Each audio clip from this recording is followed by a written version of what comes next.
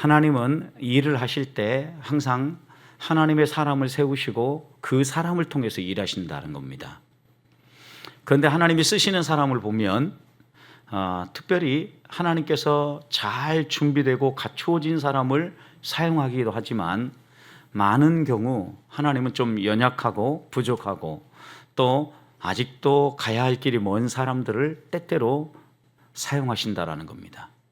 오늘 본문에서 만나는 기드온을 보십시오. 기드온은 겁이 많은 사람이었습니다. 의심도 많은 사람이었습니다. 그리고 이스라엘 지파 가운데서는 가장 작은 지파요, 그 지파 가운데서도 가장 연약한 가문의 출신이었습니다. 그가 어느 정도로 두려워했냐면 이 미디안이 자꾸 수확 때마다 쫓아와서 수확한 것들을 다 빼앗아 가버리니까 밀을 타작해야 되는데 밀을 타작하는 타작마당에서 타작을 하는 것이 아니라 포도주를 짜는 그 포도즙 틀에 가서 밀 타작을 합니다. 숨긴 거죠. 두려운 거죠. 빼앗길 것에 대한 걱정이 있었던 거죠. 아무도 모르게 자신이 밀 타작을 하는 것이 아닌 것처럼 포장해서 타작을 할 정도입니다. 그런데 이런 기드온에게 하나님이 찾아오셔서 말씀하십니다. 너는 큰 용사다. 내가 너를 사용할 거다. 내가 너를 통해서 지금 7년 동안이나 미디안에게 핍박을 당하고 있는데 이 미디안의 핍박으로부터 이스라엘을 구원하겠다. 이렇게 약속하신 거죠. 사사기의 공통적인 패턴이 그대로 드러나고 있는 겁니다. 하나님께서 구원자를 보내서 구원하시고 평화의 삶을 살게 하시면 죄를 짓고 실패하고 넘어집니다. 그래서 이들이 수십 년에서는 짧게는 수년간 적들에게 고통을 겪습니다. 그때 하나님은 이들을 또다시 긍휼히 보시고 부르짖을 때 이들을 위해서 구원자를 세워주시는데 미디안에게 7년 동안 고통을 겪고 있을 때 하나님은 기드온을 세워주시고 기드온을 통해서 이 미디안으로부터 구원하십니다. 여러분, 그런데 어떻게 구원하십니까? 하나님이 이 기드온을 통해서 구원하시는데 하나님은 하나님의 방법으로 구원하시는데 기드온이 하나님 앞에서 헌신을 하고 하나님이 주시는 분명한 증거, 양털 뭉치에 이슬이 있으라고 하면 이슬이 있고 마르게 해달라면 마르게 해주시는 하나님을 보면서 내가 이 하나님 분명히 믿고 따라갈 수 있겠구나 라고 마음을 먹은 겁니다. 그리고 결단을 합니다. 그러자 하나님은 결단하며 나아가는 기드온과 함께 싸울 사람을 붙여줬어요.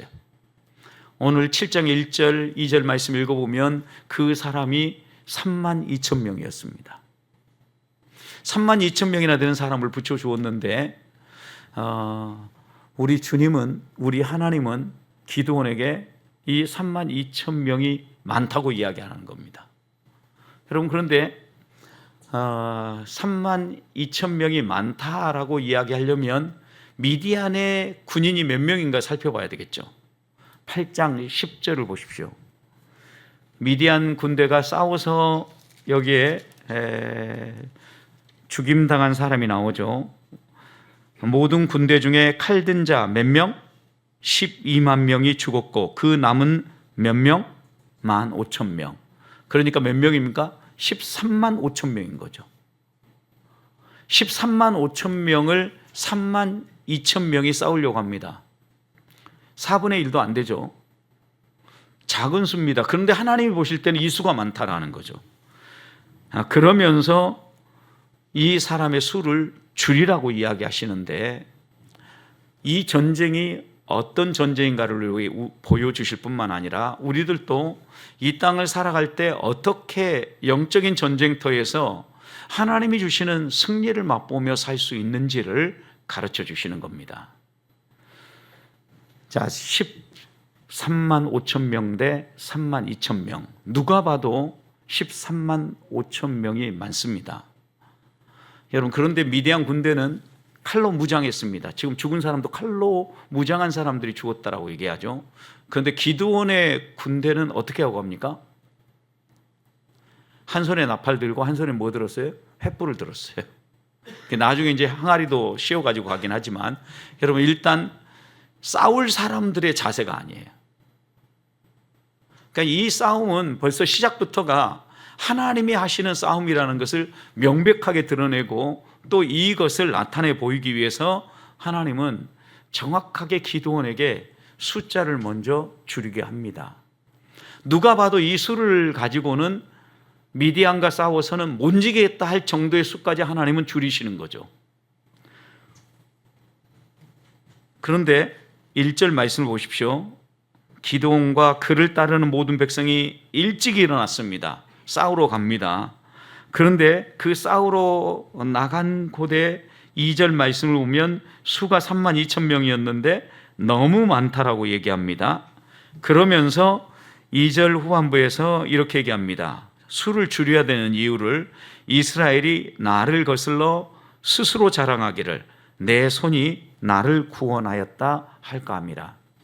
그러니까 이스라엘 백성들이 수가 많아 가지고 싸우면 내가 힘이 있어서 이겼지라고 할 것 같아서 수를 더 줄이라는 겁니다. 여러분, 그런데 지금 32,000명 가지고 싸워도 이길 수 없는 싸움입니다. 왜냐하면 최정예 특수부대가 준비되어져서 특수부대 32,000명이 13만 5천 명하고 싸운다면 모를까? 지금 이스라엘의 기드온 군대는 미디안의 속국이 되어서 핍박을 당하면서 겨우 전전긍긍하면서 힘들어서 하나님 앞에 나와서 하나님 도와주세요, 살려주세요라고 밖에 기도할 수 없는 이스라엘입니다.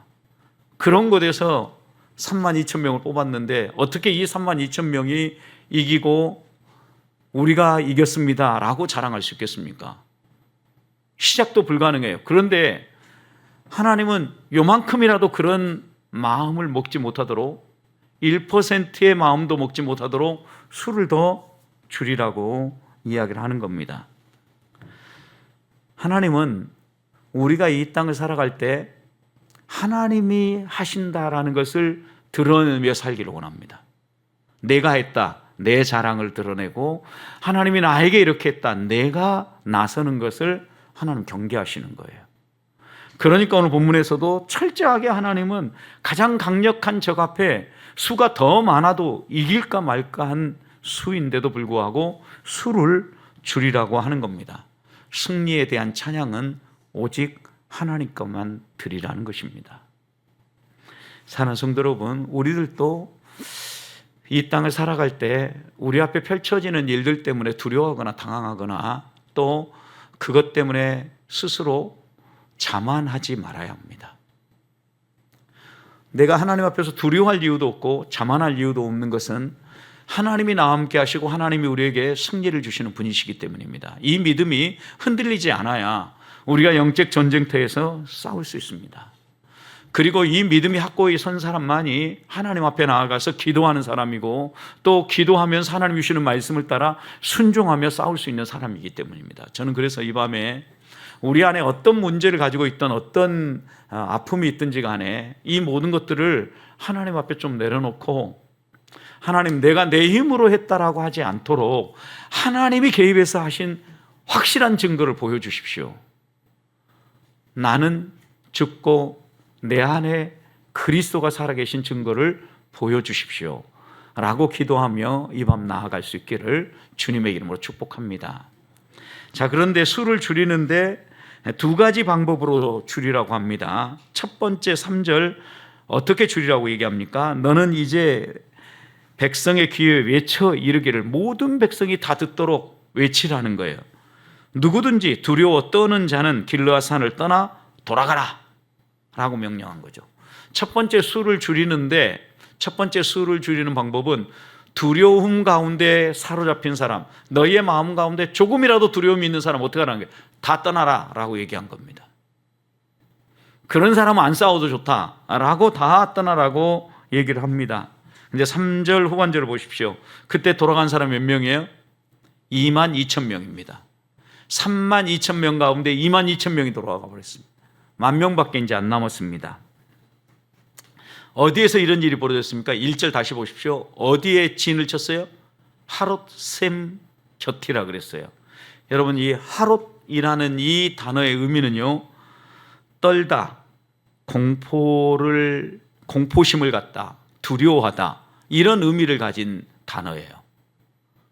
그러니까 여러분, 이스라엘 백성이 지금 진치고 모여 있는데 어디에 모여 있는 거예요? 덜덜덜 떨리는 곳에 있는 거예요. 그리고 그곳에서 이렇게 얘기하는 거예요. 야, 두려운 사람 다 집으로 돌아가도 좋아 라고 이렇게 얘기한 거죠. 그러면 이스라엘 백성은 왜 덜덜덜 떨었을까요? 이 하롯셈, 재미있게도 그곳에서 이들이 떨었던 이유는 뭘까요? 22,000명이나 돌아가 버렸는데 32,000명 가운데 적어도 66% 이상, 한 70%는 돌아가 버린 거죠. 이렇게 돌아간 걸 보면서 3분의 2 이상이 돌아가 버린 이 모습을 보면서 하나님이 기뻐하시면서 돌려보낸 이유가 있어요. 두려움은 영적 전쟁에서 가장 경계해야 될 요소이기 때문입니다. 두려움은 하나님을 믿는 믿음을 깨트리는 가장 강력한 적이기 때문입니다. 사단은 항상 이런 방법으로 우리를 공격하고 우리의 마음을 꺾어 놓습니다. 이스라엘 백성이 두려워한 것은 한 가지였습니다. 수적 열세, 그리고 무기의 열세, 다른 말로 표현하면 전력의 열세입니다. 전쟁사를 보면 수적 열세 그리고 전력의 열세를 가지고 있으면 반드시 패합니다. 어떤 방법으로 이길 수 없습니다. 그러니 인간적으로 생각하면 이스라엘 백성들 가운데 이 사람들은 두려워 떨 수밖에 없었던 겁니다. 그런데 하나님이 이 사람을 돌려보낸 이유는 이들에게는 하나님이 계산되어지지 않은 거예요. 왜요? 두려움이 없다는 얘기는 지금 도저히 싸워서 이길 수 없는 대상인데 그를 두려워하지 않는다는 것은 무엇 때문에 두려워하지 않겠어요? 하나님이 나와 함께 하신다는 확신이 있으니까 두려워하지 않은 거죠. 그러니까 여기 22,000명 돌려보낸 것은 이 사람들 마음 중심에는 하나님에 대한 믿음이 흔들렸거나 믿음이 깨어진 사람들입니다. 하나님은 이런 사람을 통해서 일하지 않으십니다. 하나님이 이런 사람들은 하나님이 이루어 주신 그 전리품만 맛보라고 얘기합니다. 왜? 이들도 미디안의 승리를 누리긴 누렸죠. 그러나 승리의 현장에는 있지 못했어요. 다 돌려보냅니다. 이러는. 우리 세상에 올리는 백지장도 같이 들면 더 낫다라고 얘기합니다. 맞들면 낫다 이렇게 얘기하죠. 그러니까 종이 한 장이라도 더 붙여야 좀 더 튼튼하고 덜 찢어지고 그 다음에 더 버틴다라는 거죠. 13만 5천 명하고 싸우려면 두려워 덜덜덜 떠는 사람이라도 마치 우리 한국 전쟁 때 중공군들이 와가지고 총알바지를 해주어서 더 이상 우리가 북진할 수 없었던 것처럼 이 백지장도 맞들어서 좋을 이 사람들이 버텨줘야 되는데 하나님은 그들 다 가라는 거예요. 주의 일은 이런 방식으로 안 한다라는 거죠. 하나님이 하시는 일은 두려움이라는 것 자체가, 하나님에 대한 불신 자체가 암적인 존재이기 때문에 확실히 제거합니다. 하나님은 이런 방식으로 이런 사람들과는 일을 하지 않는다라는 거예요. 두려움은 전념성이 있습니다. 신명기 20장 8절 보면 이렇게 기록합니다. 책임자들은 또 백성의 말하여 이르기를 두려워서 마음이 허약한 자가 있느냐? 그는 집으로 돌아갈지니 그의 형제들의 마음도 그의 마음과 같이 낙심될까 하노라 그랬어요. 여러분, 두려워 떠는 사람을 돌려보내는 이유가 있어요. 그 사람 때문에 누구도 두려워하지 않는 사람도 두려워하게 되는 거죠. 하나님을 온전히 신뢰하고 있는 사람도 하나님이 그 마음에 없고 눈앞에 있는 현실만 보고 정만 보면서 떠는 사람이 꺾을 수 있다는 거예요. 그래서 하나님은 아예 이 군대 안에서 분리를 확 시켜버린 겁니다. 두려워하는 사람, 하나님을 온전히 신뢰하지 못한 사람 분리시키는 거예요. 그리고 하나님을 온전히 신뢰하는 사람들만 붙잡고 전쟁터에 나아가도록 분류하신 겁니다. 우리가 품어야 될 마음이 무엇입니까? 신명기 20장 1절에서는 전쟁터에 나아가는 그들 향해 이렇게 얘기했습니다. 내가 나가서 적군과 싸우려 할 때에 말과 병과 백성이 너보다 많음을 볼지라도 그를 두려워하지 말아라. 애굽 땅에서 너를 인도하여 내신 내 하나님 여호와께서 너와 함께 하시느니라.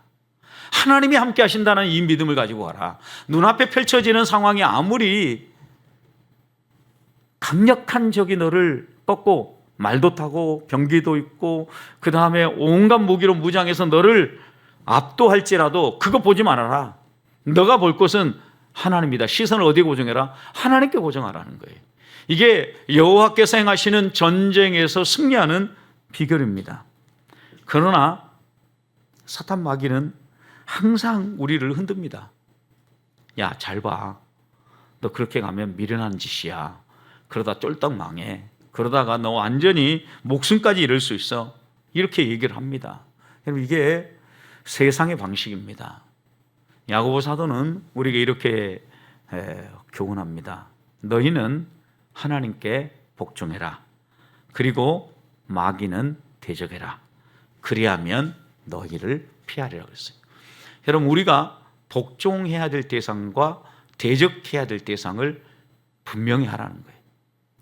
우리가 이 밤에 올라와서 하나님을 바라보며 기도한다라는 것은요, 내가 붙잡을 대상을 누군가 분명히 하고 대적할 대상을 분명히 한다는 의미입니다. 저는 사탄 마귀는 물리치고 대적하고 불신의 마음들은 깨 부수고 하나님이 우리에게 주시는 그 믿음을 가지고 이 밤 주님 앞으로 가까이 나아가기를 소망합니다. 하나님 우리와 함께 하신다는 이 믿음이 있을 때 당당할 수 있습니다.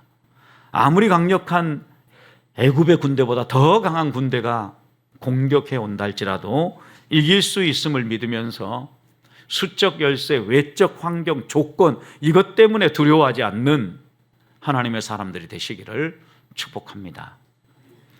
세 번째, 하나님은 어떤 사람을 또 떠나보내는가 보십시오. 물을 마시는 방법을 통해서 떠나보냅니다. 4절 말씀을 보십시오. 기드온에게 이렇게 얘기합니다. 아직도 많다. 10,000명 남았습니다. 32,000명 가운데 10,000명이 남았는데 아직도 많다. 그리고 나서 그들 가운데 좀 더 솎아내야 되겠다. 구별해야 되겠다. 그런데 하나님은 이렇게 얘기하죠. 가서 개처럼 물을 핥아먹는 사람, 그리고 무릎을 꿇고 핥아먹는 사람, 이 사람들 두 그룹, 두 형태의 물을 마시는 그룹과 손으로 물을 떠서 물을 마시는 사람 그룹을 분리해라. 딱 이렇게 분리하고 보니까 손으로 물을 떠서 마신 사람은 300명, 나머지는 다 무릎을 꿇었는데 이들은 나머지 10,000명 가운데 9,700명, 딱 이렇게 분류가 된 거예요. 하나님은 다시 얘기를 합니다. 그 9,700명 어떻게 해라? 돌려보내라. 자, 32,000명 가운데 300명 남았습니다. 몇 프로? 1%가 안 됩니다. 하나님이 쓰시는 사람이 소수라는 걸 분명히 보여주는 거예요. 그런데 그 소수도 어떤 소수입니까? 하나님을 전적으로 신뢰하는 사람. 무릎을 꿇었냐 아니면 손으로 물을 떠먹었느냐 이게 중요한 게 아니에요. 하나님이 택한 사람은 1%였다라는 거예요. 왜냐? 지금 무엇 때문에 이들을 핥아먹은 사람들을 하나님이 돌려버리는지는 오늘 본문에 선명하지 않아요. 성경을 주석하는 사람도 다 달라요. 그런데 어느 쪽으로도 지금 신뢰할 만한 그 명쾌한 해석이 없어요. 한 가지 분명한 것은 하나님은 물을 마시는 모습을 통해서 9,700명과 300명을 구분하셨다라는 거예요. 다른 말로 표현하면 하나님이 택한 사람과 하나님이 분리하신 사람이 분명히 있다라는 거예요. 그런데 4절 마지막을 보십시오. 하나님은 분명히 이걸 통해서 테스트한 거예요. 뭘 테스트했는지 모르지만 내가 너를 위하여 그들을 어떻게 하리라? 시험하리라 그랬어요, 여러분. 그러니까 지금 무엇을 시험했고 어디에서 떨어졌는지는 모르지만 하나님의 시험에 어떻게 했어요? 낙제한 거예요, 이거는. 9,700명은 300명만 합격한 거죠. 분명한 것은 하나님께서 항상 주의 일을 할 때 시험하신다라는 거예요. 확인하신다라는 거예요. 구분 지으신다는 거예요. 구분 지으시고 온전히 하나님께 신뢰하고 믿음으로 하나님을 의지하는 사람이 1%가 안 돼도 왜? 32,000명 가운데 300명밖에 안 되니까 1%가 안 되잖아요. 1%가 안 돼도 그 사람을 쓰신다라는 거예요. 우리 주님도 말세에 믿음을 보겠느냐라고 말씀하셨어요. 그리고 그 믿음의 길을 걷는 사람이 좁고 협착할 뿐만 아니라 그리로 가는 사람이 어떻다 그랬어요? 작다 그랬어요. 적어요. 자, 그렇다면 우리들은 다시 한 번 더 하나님 앞에서 내가 어떤 마음으로 믿음의 길을 걸어가는가 생각해 봐야 합니다. 히브리서 11장을 보면 성경의 이야기부터 시작해가지고 쭉 적어도 그 히브리서가 쓰여질 때까지 믿음으로 살았던 사람들의 이야기를 시대마다 뽑아가지고 기록을 했어요. 그런데 그 믿음의 사람들을 마무리 지면서 히브리서 11장 32절 이렇게 얘기합니다.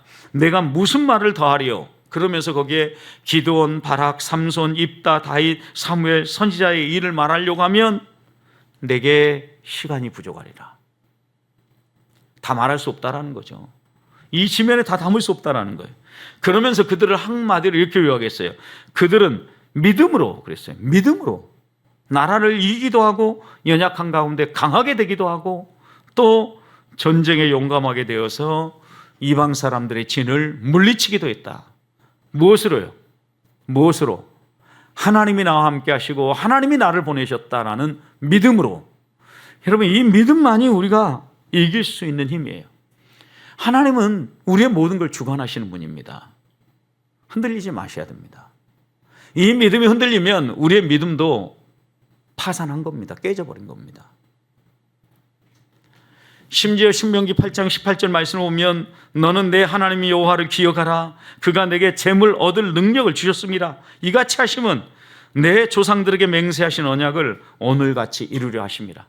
하나님은 언약의 하나님이고 언약의 하나님이시기 때문에 그 언약을 따라서 이스라엘 백성이 필요할 때에는 재물 얻는 능력도 더해 주셨다라는 거예요. 우리가 믿는 하나님입니다. 하나님은 하나님의 방법과 하나님의 계획으로 하나님의 때를 살려내시는 거예요. 어떤 사람을요? 믿음으로 죽게 헌신한 사람을. 저는 이런 점에서 우리가 수가 적다고 일을 못하는 게 아닙니다.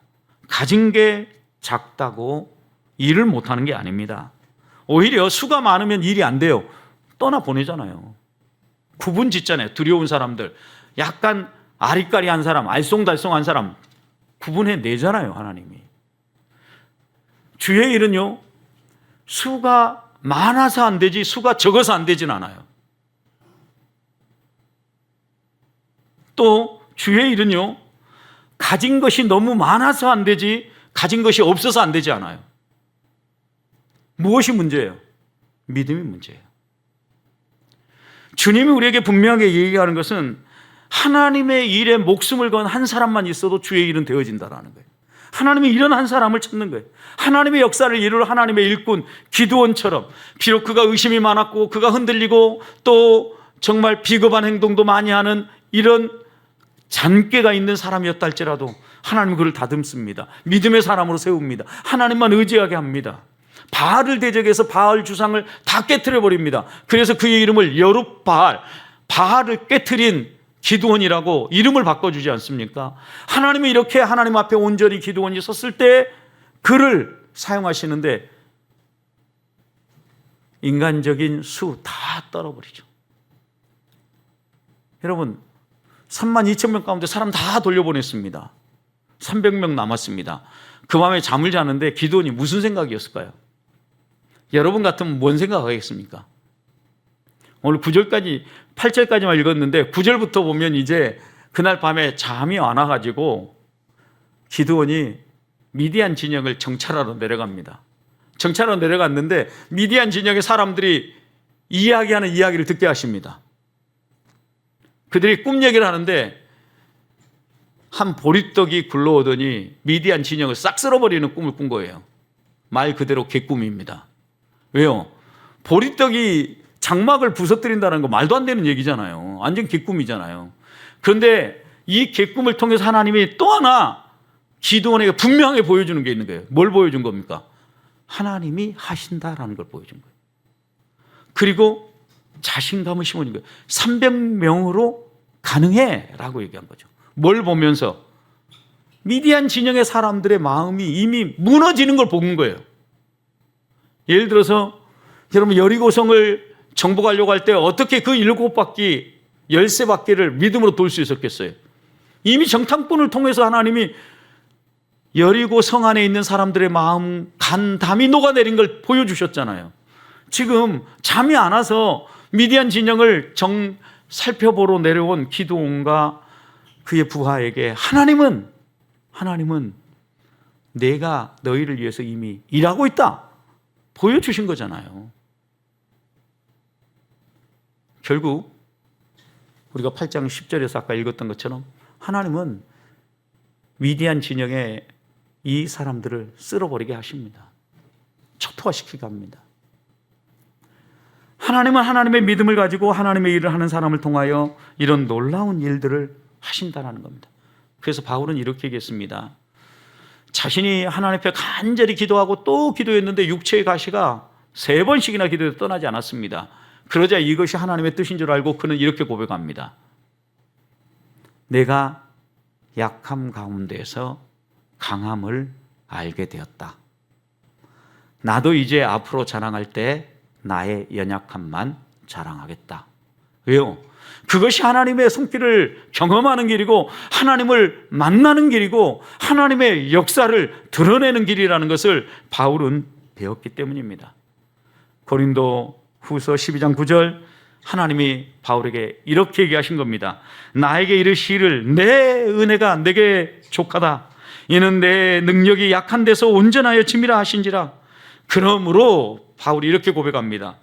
도리어 크게 기뻐함으로 나의 여러 약한 것들에 대하여 자랑하리니 이는 그리스도의 능력이 내게 머물게 하려 함이라. 그리스도의 능력이 내 안에 머물게 하는 비결입니다. 하나님이 주시는 승리를 맛보는 비결입니다. 내가 만들어내는 힘이 아닙니다.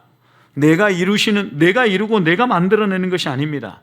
우리의 약함을 인정하고 하나님이 약함에도 불구하고 아니라 나의 그 약함 때문에 일하신다고 믿고 나아갈 때 하나님의 놀라운 일들을 이루신다는 겁니다.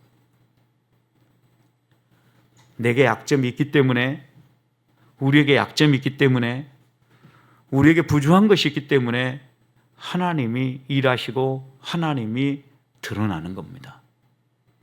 우리의 이런 약점을 하나님 앞에 내려놓고 이 밤에 기도하십시다. 그 약한 부분에 하나님의 손길이 닿을 때, 하나님의 터칭이 일어날 때 성령의 역사가 나타나고 하나님이 하셨구나 라고 모든 사람도 인정할 수 있는 그런 결과를 주신다라는 겁니다.